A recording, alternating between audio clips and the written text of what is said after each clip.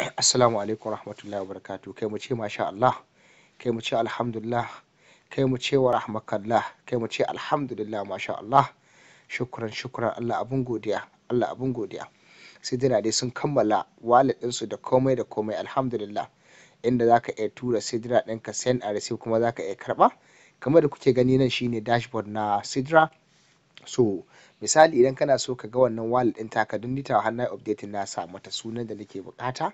Kai gaskiya ba abin da zamu ce ma Allah sai dai godiya.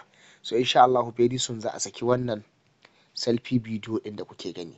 So idan aka sake shi na san za a saki DEX inda mutum zai iya swapping da sauransu da komai duka na san za a sake su duka a hankali. So idan mutum yana so ya ga wallet ɗin shi wanda sidira sun kammala komai a kanta, so zaka zo nan ne ka shiga nan gurin, nan za ka shiga ita ce wallet. So idan ka shiga ka gani, kun gani ko, kun gani ko, send and receive, kun gani 0.00.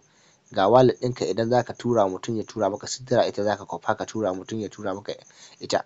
Nan kuma da kake gani nan ita ce wallet, amma na riga da na sa sunana. Kai ma ka ga dama zaka iya canza, in ka ga dama kai ma zaka iya canza. Kun ga wallet nan, kun ga gawa, kuma kana iya adding ɗin wata wallet a ciki. So amma dai ni na zaɓi wannan Miner wallet, to nan ne za a tura min sidira ɗina.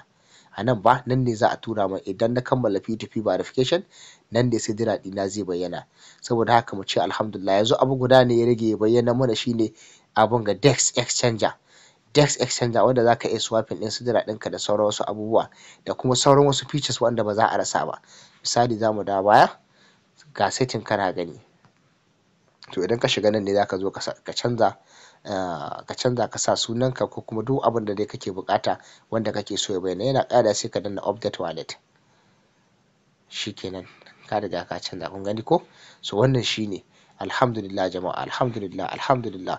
Allah abun godiya, Allah abun godiya. Wannan shine sabon update na sidira da suka saki a yau din nan. Masha Allah, masha Allah. Allah muna ƙara gode maka. Allah ka nuna mana gashi nan mun fara wannan P2P verification.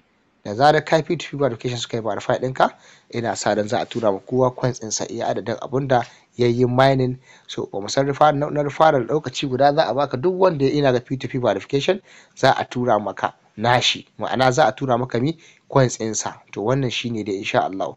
Duk wani downline naka idan yayi P2P verification za a tura maka coins ɗinsa. To alhamdulillah.